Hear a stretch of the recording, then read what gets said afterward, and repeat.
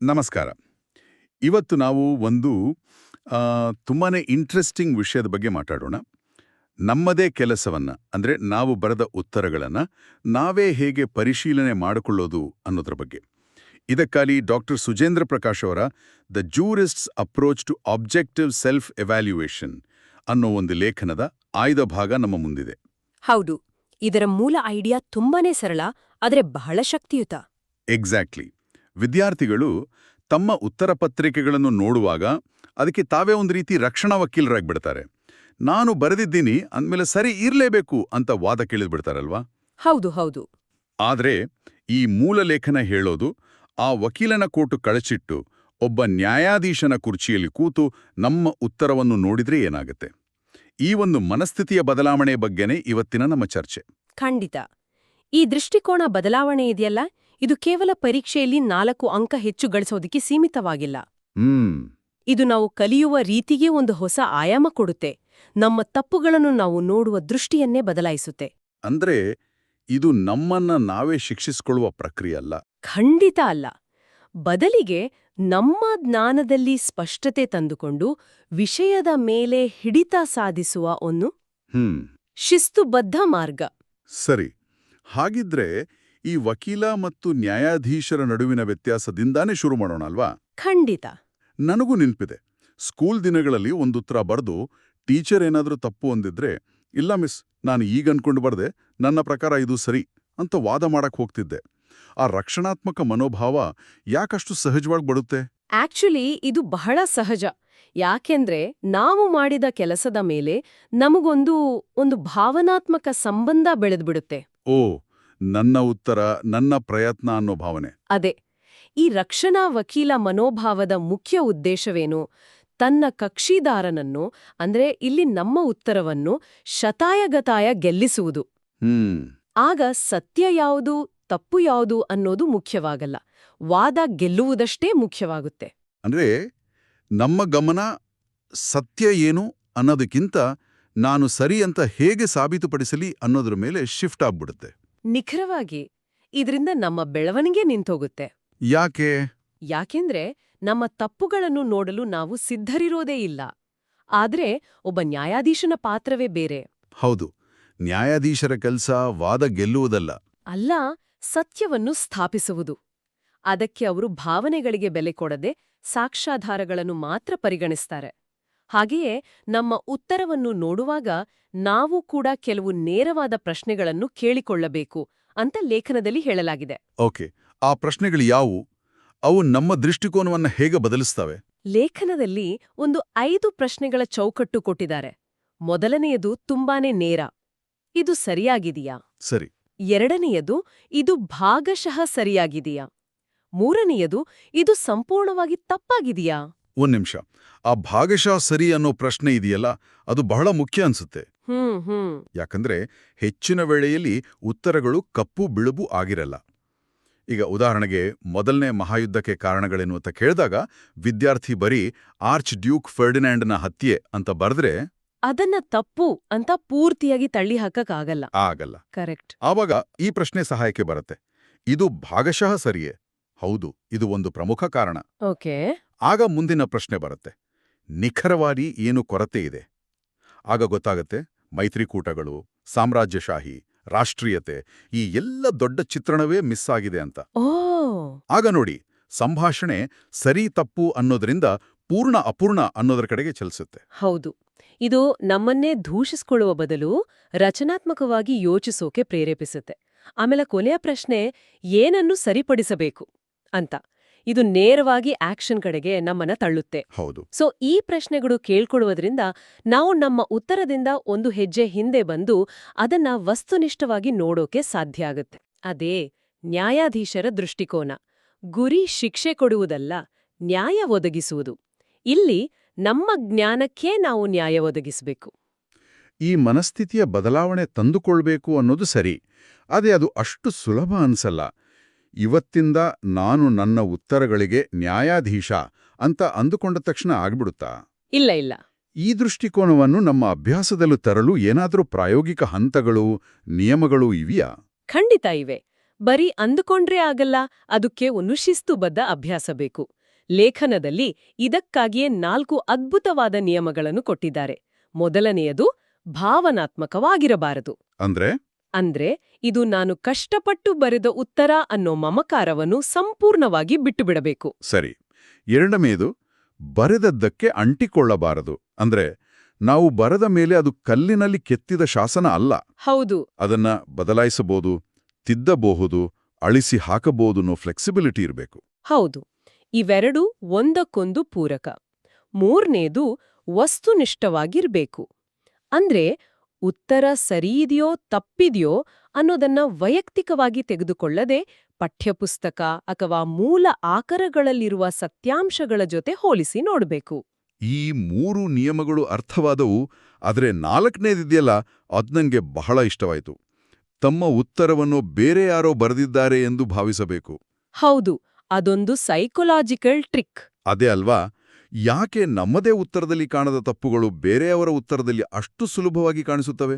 ಯಾಕೆಂದ್ರೆ ಆ ಭಾವನಾತ್ಮಕ ಅಂತರ ಸೃಷ್ಟಿಯಾಗುತ್ತೆ.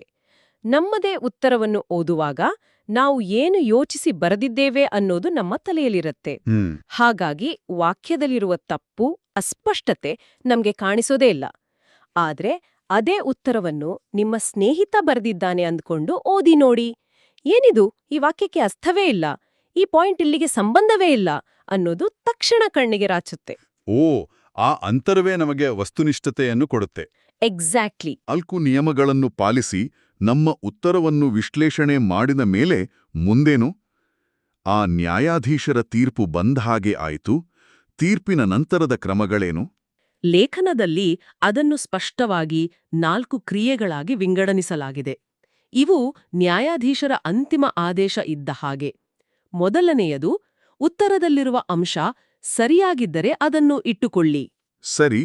ಇದು ನೀವು ಸರಿಯಾಗಿ ಕಲಿತಿದ್ದೀರಿ ಎಂಬುದಕ್ಕೆ ಸಾಕ್ಷಿ. ಓಕೆ, ಅದು ಸುಲಭ.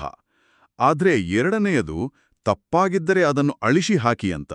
ಇದು ಕೇಳೋಕೆ ಸರಳವಾಗಿದ್ರೂ ಮಾಡೋಕೆ ಬಹಳ ಕಷ್ಟ ಅಲ್ವಾ? ಅಷ್ಟೊತ್ತು ಬರೆದಿದ್ದನ್ನ ಒಂದೇ ಏಟಿಗೆ ಅಳಿಸಿ ಹಾಕೋಕೆ ಮನಸ್ಸು ಒಪ್ಪಲ್ಲ. ನಿಜ. ಇಲ್ಲೇ ನ್ಯಾಯಾಧೀಶರ ಕಠಿಣ ಮನಸ್ಥಿತಿ ಬೇಟಾಗೋದು. ಭಾವನೆಗಳಿಗೆ ಜಾಗವಿಲ್ಲ. ತಪ್ಪು ತಪ್ಪೇ. ಯಾವುದೇ ಮುಲಾಜಲ್ದೆ, ವಿಷಾದವಿಲ್ಲದೆ ಅದನ್ನು ತೆಗೆದುಹಾಕಬೇಕು. ಇದು ನ್ಯಾಯಾಲಯದಲ್ಲಿ ಸುಳ್ಳು ಸಾಕ್ಷಿಯನ್ನು ದಾಖಲೆಯಿಂದ ತೆಗೆದುಹಾಕಿದಂತೆ. ವಾವ್! ಹಾಗಾದ್ರೆ 3ನೆಯ ಮತ್ತು 4ನೆಯ ಕ್ರಮಗಳು? 3ನೆಯದು, ಅದು ಅಪೂರ್ಣವಾಗಿದ್ದರೆ ಅದನ್ನು ಸುಧಾರಿಸಿ. ಇದಕ್ಕೆ ಬೇಕಾದ ಹೆಚ್ಚಿನ ಮಾಹಿತಿ, ಉದಾಹರಣೆಗಳನ್ನು ಸೇರಿಸಿ ಅದನ್ನು ಬಲಪಡಿಸುವುದು. ಅಂದ್ರೆ ಈ ಸಾಕ್ಷ್ಯ ಸಾಲದು, ಇನ್ನೂ ಹೆಚ್ಚಿನ ಪುರಾವೆಗಳನ್ನು ತನ್ನಿ ಅಂತ ನ್ಯಾಯಾಧೀಶರು ಹೇಳಿದ ಹಾಗೆ. ಹೌದು.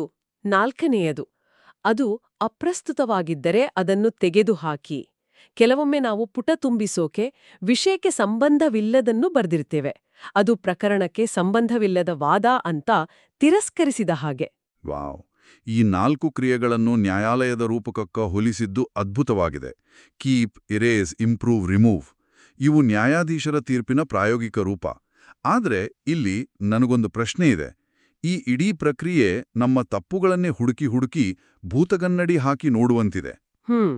ಇದರಿಂದ ನಾನು ಏನೇ ಬರೆದ್ರೂ ತಪ್ಪೇ ಇರುತ್ತೆ ಅಂತ ಆತ್ಮವಿಶ್ವಾಸ ಕಳುಕೊಳ್ಳುವ, ನಿರುತ್ಸಾಹಗೊಳ್ಳುವ ಅಪಾಯ ಇಲ್ವಾ? ಇದು ಬಹಳ ಮುಖ್ಯವಾದ ಮತ್ತು ಸೂಕ್ತವಾದ ಪ್ರಶ್ನೆ. ಈ ವಿಧಾನವನ್ನು ತಪ್ಪಾಗಿ ಅರ್ಥೈಸಿಕೊಂಡರೆ ಹಾಗಾಗುವ ಸಾಧ್ಯತೆ ಇದೆ. ಆದ್ರೆ ಲೇಖನವು ತಪ್ಪುಗಳು ಮತ್ತು ಪರಿಪೂರ್ಣತೆಯ ಬಗ್ಗೆ ನಮ್ಮ ಕಲ್ಪನೆಯನ್ನೇ ಬದಲಾಯಿಸಲು ಪ್ರಯತ್ನಿಸುತ್ತೆ. ಹೇಗೆ? ಮೊದಲನೆಯದಾಗಿ ಅದು ಹೇಳುತ್ತೆ, ಯಾರೂ ಹುಟ್ಟಿನಿಂದ ಪರಿಪೂರ್ಣರಲ್ಲ. ತಪ್ಪು ಮಾಡುವುದು ಕಲಿಕೆಯ ಒಂದು ಸಹಜ ಮತ್ತು ಅವಿಭಾಜ್ಯ ಅಂಗ. ಅಂದ್ರೆ ತಪ್ಪುಗಳನ್ನ ಶತ್ರುಗಳಂತೆ ನೋಡಬಾರದು. ಖಂಡಿತ ಇಲ್ಲ. ಲೇಖನದಲ್ಲಿ ಒಂದು ಅದ್ಭುತವಾದ ಸಾಲಿದೆ. 100ಕ್ಕೆ 100 ಅಂಕ ಪಡೆಯುವುದು ಎಂದರೆ ಮೊದಲಿನಿಂದಲೂ ಪರಿಪೂರ್ಣರಾಗಿರುವುದು ಎಂದಲ್ಲ.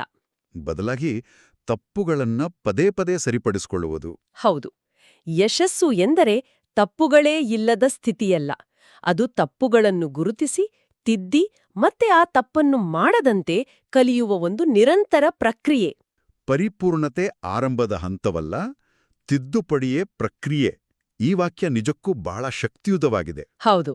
ನಾವು ಮೊದಲನೇ ಪ್ರಯತ್ನದಲ್ಲೇ ಒಂದು ಪರ್ಫೆಕ್ಟ್ ಉತ್ತರ ಬರಿಬೇಕು ಅಂತ ನಿರೀಕ್ಷಿಸುವುದೇ ತಪ್ಪು. ಬದಲಿಗೆ ನಮ್ಮ 40% ಸರಿ ಇರುವ ಉತ್ತರವನ್ನು ತಿದ್ದಿ 60% ಮಾಡಬೇಕು, 60% ಅನ್ನ 80% ಮಾಡಬೇಕು, ಹೀಗೆ ಹಂತ ಹಂತವಾಗಿ ಸಾಗಬೇಕು. ನಿಖರವಾಗಿ. ಇದೇ ಕಾರಣಕ್ಕೆ ಲೇಖನದಲ್ಲಿ ಆ ಹಂತ ಹಂತವಾದ ಪ್ರಗತಿಯ ಬಗ್ಗೆ ಮಾತನಾಡಲಾಗಿದೆ. 40% ರಿಂದ 60%, 60% ರಿಂದ 80% ಮತ್ತು 80% ರಿಂದ 95%ಗೆ ಸಾಗುವುದು. ಈ ಸಣ್ಣ ಸಣ್ಣ ಗೆಲುವುಗಳು ನಮ್ಮ ಆತ್ಮವಿಶ್ವಾಸವನ್ನ ಕುಗ್ಗಿಸುವ ಬದಲು ಇನ್ನಷ್ಟು ಹೆಚ್ಚಿಸುತ್ತವೆ. ಖಂಡಿತ. ಪ್ರತಿ ತಿದ್ದುಪಡಿಯೂ ನಾವು ಒಂದು ಹೆಜ್ಜೆ ಮುಂದೆ ಹೋಗ್ತಿದ್ದೇವೆ ಅನ್ನೋ ಭಾವನೆ ಕೊಡುತ್ತೆ. ಇದರ ಅರ್ಥವೇನು? ಇದು ಸ್ವಲ್ಪ ಗೊಂದಲ ಅನಿಸಬಹುದು. ಇದು ಈ ಇಡೀ ತತ್ವಶಾಸ್ತ್ರದ ತಿರುಳು. ನೋಡಿ, ನಾವು ನ್ಯಾಯಾಧೀಶರಾಗಿ ನಮ್ಮ ಉತ್ತರವನ್ನು ಪರಿಶೀಲಿಸಿದಾಗ ತಪ್ಪುಗಳು ನಮಗೆ ಕಾಣಿಸ್ತವೆ. ಹೌದು. ಒಮ್ಮೆ ತಪ್ಪು ಕಣ್ಣಿಗೆ ಬಿದ್ದರೆ ಅದನ್ನು ಸರಿಪಡಿಸಬಹುದು. ಅದು ನಮ್ಮ ನಿಯಂತ್ರಣಕ್ಕೆ ಬಂತು. ಆ ತಪ್ಪು ನಮಗೊಂದು ಪಾಠ ಕಲಿಸಿತು. ಓಕೆ. ಹಾಗಾಗಿ ಕಂಡ ತಪ್ಪುಗಳು ನಮ್ಮ ಬೆಳವಣಿಗೆಗೆ ಸಹಾಯ ಮಾಡುವ ಸ್ನೇಹಿತರಿದ್ದಂತೆ. ಹಾಗಾದ್ರೆ ಕಾಣದ ತಪ್ಪುಗಳು ಯಾಕೆ ಅಪಾಯಕಾರಿ? ಯಾಕೆಂದರೆ ನಾವು ರಕ್ಷಣಾ ವಕೀಲರಾಗಿ ನಮ್ಮ ಉತ್ತರವನ್ನು ಸಮರ್ಥಿಸಿಕೊಳ್ಳುತ್ತಲೇ ಇದ್ದರೆ ನಮ್ಮ ತಪ್ಪುಗಳು ನಮಗೆ ಕಾಣಿಸುವುದೇ ಇಲ್ಲ. ಓ, ಸರಿ ಸರಿ. ಎಲ್ಲವೂ ಸರಿಯಿದೆ ಅಂತ ನಾವು ಭ್ರಮೆಯಲ್ಲಿ ಇರುತ್ತೇವೆ. ಆ ತಪ್ಪು ತಿಳುವಳಿಕೆ ನಮ್ಮ ಜ್ಞಾನದ ಭಾಗವಾಗಿ ನಮ್ಮೊಳಗೆ ಬೇರೂರಿ ಬಿಡುತ್ತೆ. ಅದೇ ತಪ್ಪು ನಾವು ಪರೀಕ್ಷೆಯಲ್ಲಿ ಅಥವಾ ಬೇರೆ ಮುಖ್ಯ ಸಂದರ್ಭದಲ್ಲಿ ಮಾಡಿದಾಗ ದೊಡ್ಡ ಬೆಲೆ ತೆರಬೇಕಾಗುತ್ತೆ. ಇದು ಕಾರು ಓಡಿಸುವಾಗ ಇರುವ ಬ್ಲೈಂಡ್ ಸ್ಪಾಟ್ ಇದ್ದಾಗೆ. ಎಕ್ಸಾಕ್ಟ್ಲಿ. ನಮಗೆ ಕಾಣಿಸದ ಅಪಾಯವೇ ದೊಡ್ಡದು. ಹಾಗಾಗಿ ಲೇಖಕರು ಹೇಳೋದು, ತಪ್ಪು ಮಾಡೋದಕ್ಕೆ ಭಯಪಡಬೇಡಿ, ಆದ್ರೆ ನಿಮ್ಮ ತಪ್ಪುಗಳು ನಿಮ್ಮ ಗಮನಕ್ಕೆ ಬಾರದೆ ಉಳಿದು ಹೋಗುವ ಸ್ಥಿತಿಯ ಬಗ್ಗೆ ಭಯಪಡಿ. ಈ ಸ್ವಯಂ ಮೌಲ್ಯಮಾಪನವು ಆ ಬ್ಲೈಂಡ್ ಸ್ಪಾಟ್ಗಳನ್ನು ಗುರುತಿಸುವ ಒಂದು ಪ್ರಬಲವಾದ ಸಾಧನ. ಅದ್ಭುತವಾಗಿ ವಿವರಿಸ್ತ್ರಿ.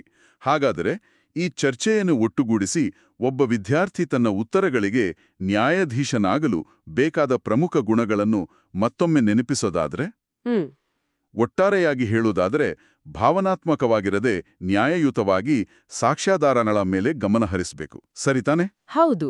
ಅದನ್ನೇ 3 ಮುಖ್ಯ ಗುಣಗಳಾಗಿ ಹೇಳ್ಬಹುದು. 1. ಭಾವನಾಶೂನ್ಯತೆ, ಇಂಪಾರ್ಷಿಯಾಲಿಟಿ. ಹೌದು. ನ್ಯಾಯಾಧೀಶರು ಭಾವನೆಗಳಿಗೆ ಬೆಲೆ ಕೊಡುವುದಿಲ್ಲ. ನಮ್ಮ ಉತ್ತರವನ್ನು ನೋಡುವಾಗ ನಾನು ಬರೆದಿದ್ದು ಎಂಬ ಮಮಕಾರವನ್ನು ಬಿಡಬೇಕು. ಓಕೆ.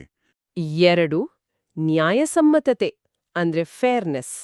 ನ್ಯಾಯಾಧೀಶರು ಪೂರ್ವಗ್ರಹ ಪೀಡಿತರಾಗಿರುವುದಿಲ್ಲ. ನಮ್ಮ ಉತ್ತರದಲ್ಲಿ ಒಳ್ಳೆಯ ಅಂಶಗಳಿದ್ರೆ ಅದನ್ನು ಒಪ್ಪಿಕೊಳ್ಳಬೇಕು, ಕೊರತೆಗಳಿದ್ರೆ ಅದನ್ನು ಪ್ರಾಮಾಣಿಕವಾಗಿ ಒಪ್ಪಿಕೊಳ್ಳಬೇಕು. ನಮ್ಮ ಮೇಲೆಯೇ ನಮ್ಗೆ ಕರುಣೆ ಬೇಡ, ಕಠಿಣತೆಯೂ ಬೇಡ. ನ್ಯಾಯಯುತವಾಗಿರಬೇಕು. ಸರಿ. ಮತ್ತು ಮೂರನೆಯದು? ಮೂರನೆಯದು ಸಾಕ್ಷ್ಯಾಧಾರಿತ, ಎವಿಡೆನ್ಸ್ ಬೇಸ್ಡ್. ನ್ಯಾಯಾಧೀಶರ ನಿರ್ಧಾರಗಳು ಪುರಾವೆಗಳನ್ನು ಆಧರಿಸಿರ್ತಾವೆ. ಇಲ್ಲಿ ನಮ್ಮ ಪಠ್ಯಪುಸ್ತಕ, ಶಿಕ್ಷಕರ ನೋಟ್ಸ್ ಅಥವಾ ಅಧಿಕೃತ ಮೂಲಗಳೇ ನಮ್ಮ ಕಾನೂನು ಪುಸ್ತಕಗಳು. ನಮ್ಮ ಉತ್ತರ ಆ ಪುರಾವೆಗಳಿಗೆ ಅನುಗುಣವಾಗಿದೆಯೇ ಎಂದು ಕಟ್ಟುನಿಟ್ಟಾಗಿ ಪರಿಶೀಲಿಸಬೇಕು.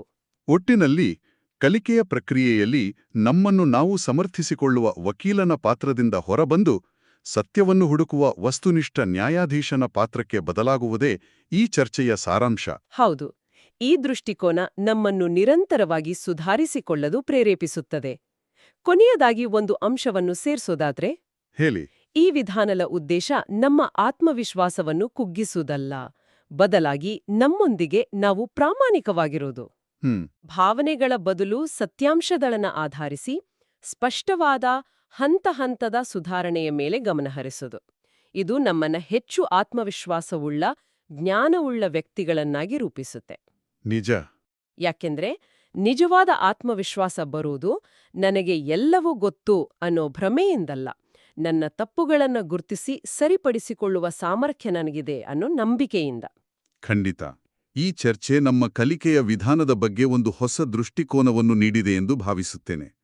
ಈ ಚರ್ಚೆಯನ್ನು ಮುಗಿಸುವ ಮುನ್ನ ಕೇಳುಗರಿಗೆ ಒಂದು ಚಿಂತನೆಗೆ ಹಚ್ಚುವ ಪ್ರಶ್ನೆಯನ್ನು ಬಿಟ್ಟು ಹೋಗಲು ಇಷ್ಟಪಡುತ್ತೇನೆ. ಇಂದು ನಾವು ನಮ್ಮ ಶೈಕ್ಷಣಿಕ ಉತ್ತರಗಳಿಗೆ ನ್ಯಾಯಾಧೀಶರಾಗುವುದರ ಬಗ್ಗೆ ಚರ್ಚಿಸಿದೆವು. ಆದರೆ ಇದೇ ನ್ಯಾಯಯುತ, ಭಾವನಾತ್ಮಕವಲ್ಲದ ಮತ್ತು ವಸ್ತುನಿಷ್ಠ ದೃಷ್ಟಿಕೋನವನ್ನು ನಮ್ಮ ವೈಯಕ್ತಿಕ ನಂಬಿಕೆಗಳು, ನಮ್ಮ ದೀರ್ಘಕಾಲದ ಅಭ್ಯಾಸಗಳು ಅಥವಾ ನಮ್ಮ ವೃತ್ತಿಪರ ನಿರ್ಧಾರಗಳನ್ನು ಮೌಲ್ಯಮಾಪನ ಮಾಡಲು ಅನ್ವಯಿಸಿದರೆ ಏನಾಗಬಹುದು? ಯೋಚಿಸಿ ನೋಡಿ.